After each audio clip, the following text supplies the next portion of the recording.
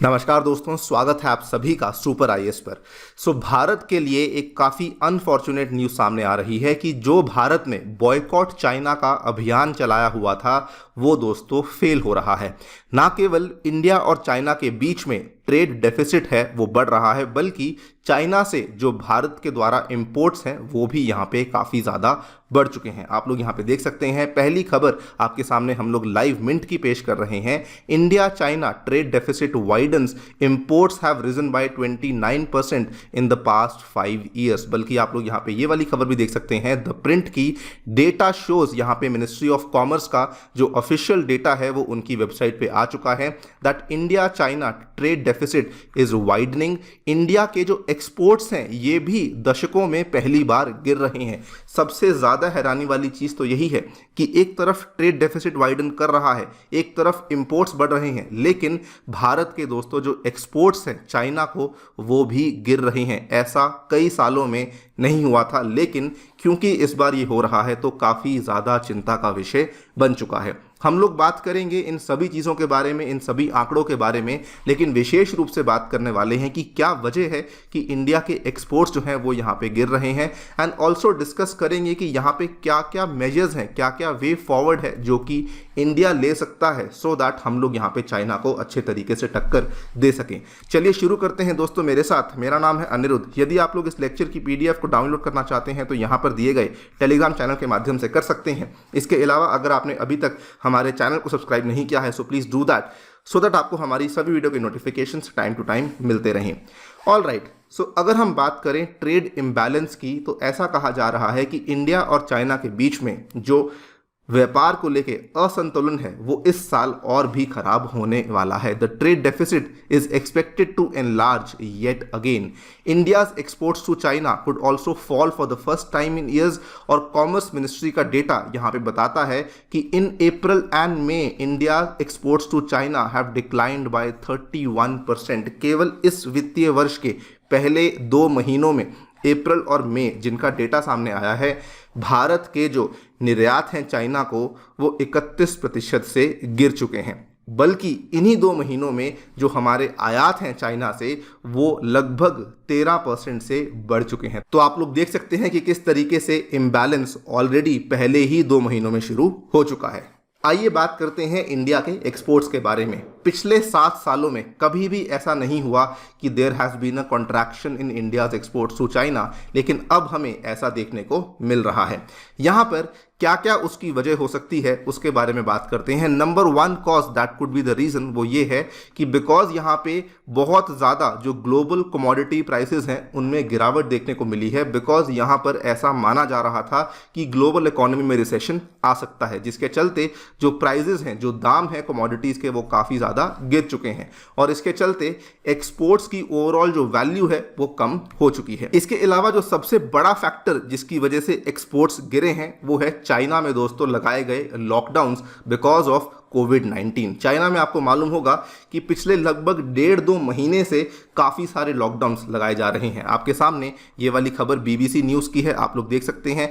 Covid in China, millions in lockdown in Wuhan after 4 cases. तो Wuhan जहां से सबसे पहले कोविड-19 शुरू हुआ था, वहां पे केवल 4 केसेस आने के बाद चाइनीज सरकार के द्वारा लगभग लाखों से भी ज़्यादा लोगों को एक साथ लॉकडाउन में लगा दिया गया है। ये भी आप खबर यहाँ पे देख सकते हैं, लगभग 1 महीना पुरानी खबर है। Millions under lockdown in China as new कोविड-19 आउटब्रेक्स एमर्ज। उस टाइम पे 300 के आसपास इन्फेक्शंस चाइना में देखने को मिली थी।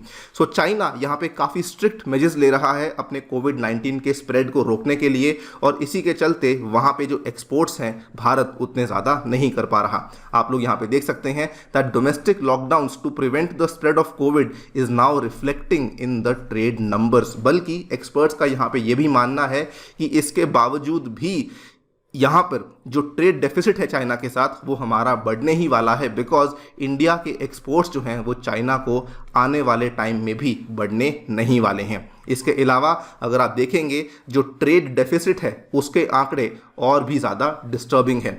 अगर हम लोग वित्तीय वर्ष 2020-21 की बात करें दोस्तों, तो इंडिया चाइना का जो ट्रेड डेफिसिट था वो 44 बिलियन पे स्टैंड करता था। अगर हम लोग वित्तीय वर्ष 2021-22 की बात करें तो यही वाला ट्रेड डेफिसिट बढ़कर के सीधा 72.9 बिलियन डॉलर्स पे पहुंच चुका था। और ये वो वाला साल है जब भारत के द्वारा बॉयकॉट चाइना की कैंपेन को काफ़ी बड़े स्तर पे चलाया गया था। आप लोग यहाँ पे इसकी खबर भी देख सकते हैं इकोनॉमिक टाइम्स की। FY 2022 trade gap with China swells to 72.9 billion dollars. ये काफ़ी बड़ा झटका था कि एक तरफ हम लोग चाइनीज प्रोडक्ट्स को बैन करने की कोशिश कर रहे हैं, लेकिन जो ट्रेड डेफिसिट है वो बढ़ते ही जा रहा था। इस साल भी अगर हम बात करें तो पहले 2 महीनों में जो ट्रेड डेफिसिट है चाइना के साथ वो स्टैंड करता है 12.3 बिलियन डॉलर पे। हालांकि नंबर्स को एक्स्ट्रापोलेट करना गलत होगा, लेकिन एक अंदाज़ा लगाने के लिए अगर हम देखें कि अगर 2 महीनों में ये नंबर 12.5 बिलियन डॉलर के आसपास है तो 12 महीनों में ये नंबर जो है वो 74 बिलियन डॉलर के आसपास पहुंच सकता है। इन एनी केस पिछले साल का जो 72.9 बिलियन डॉलर का नंबर है उसको ये फिर भी एक्सीड कर रहा है। तो यहाँ पर यह भी माना जा रहा है कि ट्रेड डेफिसिट जो है वो चाइना के साथ और भी खराब हो सकता है।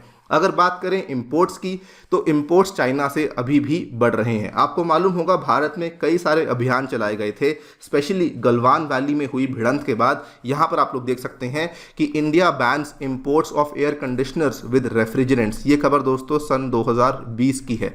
उसके बाद यहाँ पर आप देखिए India blocks China made wireless device imports. ये खबर दोस्तों 2021 की है। उसके बाद यहाँ पर भी देखिए India restricts the imports of colour TV sets from China, move to give boost to make in India. ये वाली खबर भी सन 2020 की है।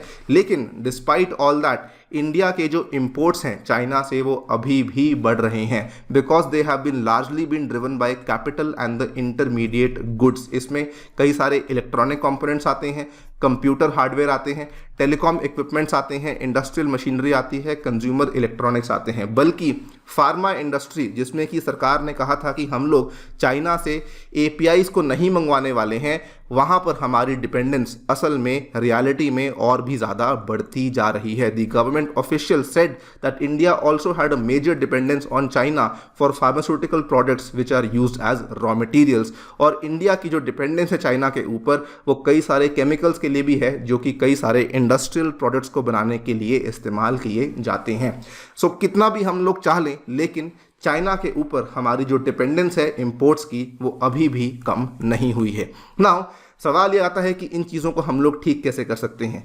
देखिए, इंपोर्ट्स को आज कम करना शायद इमीडिएटली पॉसिबल ना हो, लेकिन एक्सपोर्ट्स को बढ़ाना डेफिनेटली पॉसिबल हो सकता है। बिकॉज अगर इंडिया यहाँ पे एक्सपोर्ट कंपेटिटिव इंडस्ट्रीज को खड़ा करता है, अपने दामों को कम करता है, इकोनॉमीज ऑफ स्केल को मेंटेन करता है, तो उस केस में हमारे जो एक्सपोर्ट्स हैं वो काफ़ी ज़्यादा बढ़ सकते हैं।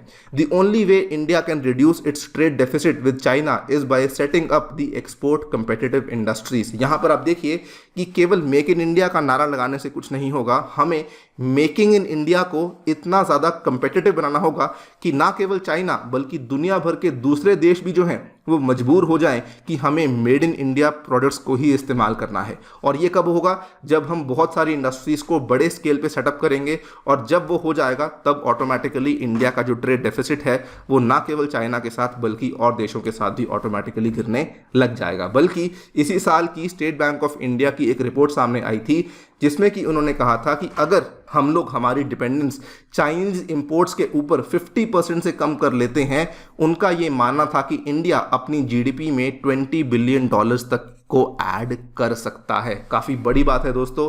ऑब्वियसली 50% कट करना भी काफ़ी बड़ी बात है, लेकिन हाँ, अगर ऐसा हो जाता है तो हम लोग हमारी GDP में काफ़ी बड़ा इजाफा कर सकते हैं। देखते हैं क्या चीज़ें होती हैं। ये आपके सामने रिपोर्ट है, आप लोग चाहें तो इसको भी रेफर कर सकते हैं। ये खबर जो है फरवरी 2022 में सामने आई थी।